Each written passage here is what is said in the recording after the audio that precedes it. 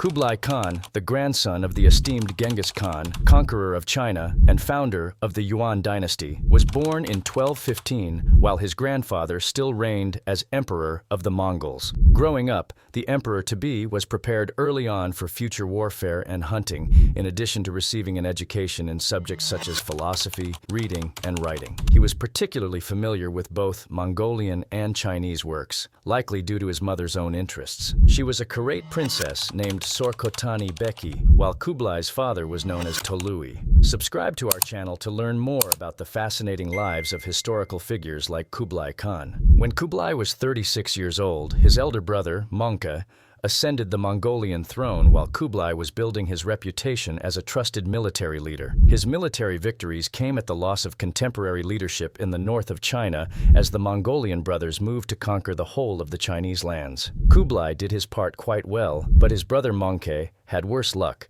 being killed while fighting the Song dynasty in the Chinese southern region in 1259. It was assumed, at least by Kublai himself, that he would be the one to receive his brother's empty throne when news of his death arrived, but assumptions are not always worth trusting. Arigboge, another of the Great Khan's brothers, was named the new Mongol emperor in Mongke's place. This was decisively unacceptable for Kublai and could not simply be ignored. The logical solution for Kublai at the time was to work up a truce with the embattled Song dynasty, allowing him to make a swift advance back into Mongolia to challenge Arigboge's ascension. Upon his arrival, Kublai called for a great assembly or Kurultai, at which he, like his brother, was declared Great Khan and successor to the deceased Mongke. This, occurring in the spring of 1260, led to a civil war between the estranged brothers, which would last into the summer of 1264, when Arigboge at long last surrendered and gave up his fight. With Kublai Khan now standing as the sole ruler of the Mongol Empire, despite a lingering threat from another relative,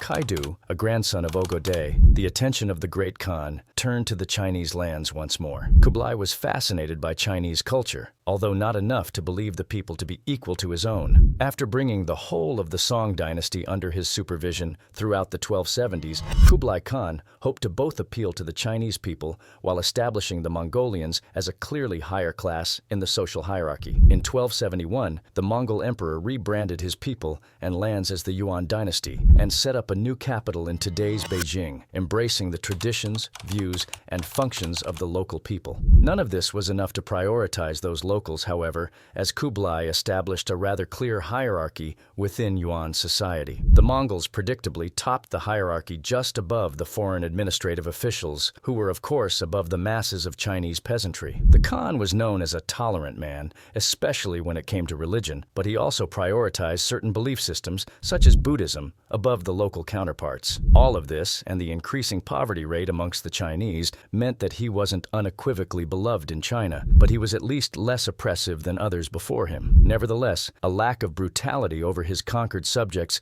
didn't mean that Kublai Khan was a pacifist or unmotivated leader. Even near the end of his reign, the Great Khan was no stranger to foreign conflict. At the end of the 13th century, Kublai Khan had hopes of bringing more territories under the ascendancy of his empire, with Java being one of those aims. Thus, an envoy by the name of Mengki was sent to speak with the king of Singasari in Java to negotiate the kingdom submitting itself to Mongolian authority and protection for the price of a tribute. This suggestion was tremendously ill-received by the king, Kertanagara, who lashed out at the messenger. Mengki's ears were mercilessly sliced off, and his face was branded with a scorching iron before being sent back to the Mongol emperor. Kublai Khan was categorically furious with the action of the Singasari king toward his envoy, and subsequently called for a punitive mission to the lands of Java. Enjoying the story? Don't forget to subscribe to our channel for more in-depth historical content. It has been claimed that the Khan was able to muster up to 30,000 men and 1,000 ships for use in this 1292 campaign. To the great revelation of the Mongol invaders, upon their arrival in Java, King Kertanagara was dead. He had been murdered by one of his vassal leaders by the name of Jayakatwang, who thus took his place as monarch. This left the Yuan troops troops to decide if they wanted to turn around and head back home since the man responsible for the treatment of their envoy had already been dealt with, or if they would like to continue to chastise the kingdom nevertheless. Raden Wijaya, a son-in-law of the dead king, jumped on what he saw as an impassable opportunity. He formed a hasty alliance with the Yuan men shortly after their landing in Java,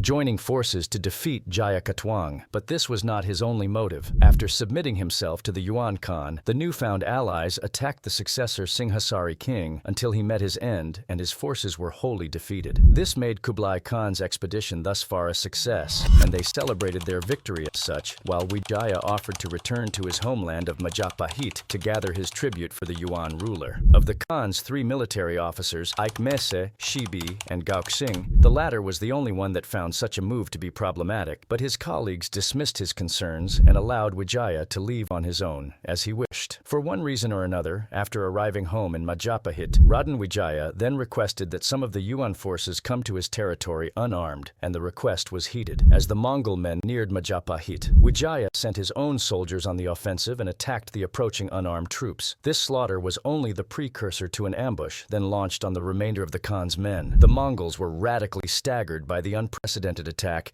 and failed to gain a sure footing to repel their alleged ally. Any attempt at a defensive stance crumbled, and the Mongols were sent hurtling toward their ships to evacuate Java while the weather was still in their favor. Thousands of men had been lost as the Yuan troops sailed back to their Khan with the demoralizing news of their unforeseen defeat. The loss would have been especially exasperating for Gaoxing, as he had warned his fellow officers of such a possibility, but they had not heeded his cautions. Kublai Khan found empathy for this foresight as a result of his men's return home, and went so far as to reward Gaoxing with 50 taels of gold for his efforts to prevent the humiliating crisis that needlessly occurred. Both Aikmese and Shibi were significantly disciplined for their contrary failures and naivety, losing each a third of their owned properties. These penalties were a show of authority by the Khan, but they were far from an indication of the strength with which Majapahit would be retaliated against, because there came no punishment for Raden Wijaya. By now, Kublai Khan was old, and his health was devastatingly failing. After familial and military losses weighed heavy on his broken heart, the Mongol ruler turned to food and drink to comfort his aching soul. The once mighty Khan began to overeat excessively and gain a startling amount of weight. It soon caught up with him and his overall health, crippling the great leader more than any army ever could. On February 18, 1294, Kublai Khan breathed his last breath. He was 79 years old. The Yuan dynasty would fail to last even another century after the great Khan's passing. Java would be home to the now flourishing Majapahit Empire, not a vassal of Kublai's short-lived Yuan dynasty. The expedition to Java had looked so promising, and yet had effectively been a failure from the very start. The entire reason, or person, that led to the penalizing mission had been killed before the Mongols could even punish him, so they instead had to turn that violent discipline on his killer-turned-successor. Their ally in doing so then betrayed them, despite one of the Yuan officers predicting such a possibility, and the Mongols who survived the chaos were left skittering away with their tails between their legs. It was a catastrophe, and it sadly marked the end of Kublai Khan's reign. Defeat and death around him had grown too much for his heavy heart. He was soon dead, and in his place in Java stood the man who had bested his most skilled men and the empire which he thus created. Thank you for watching. Subscribe to our channel for more captivating stories from history.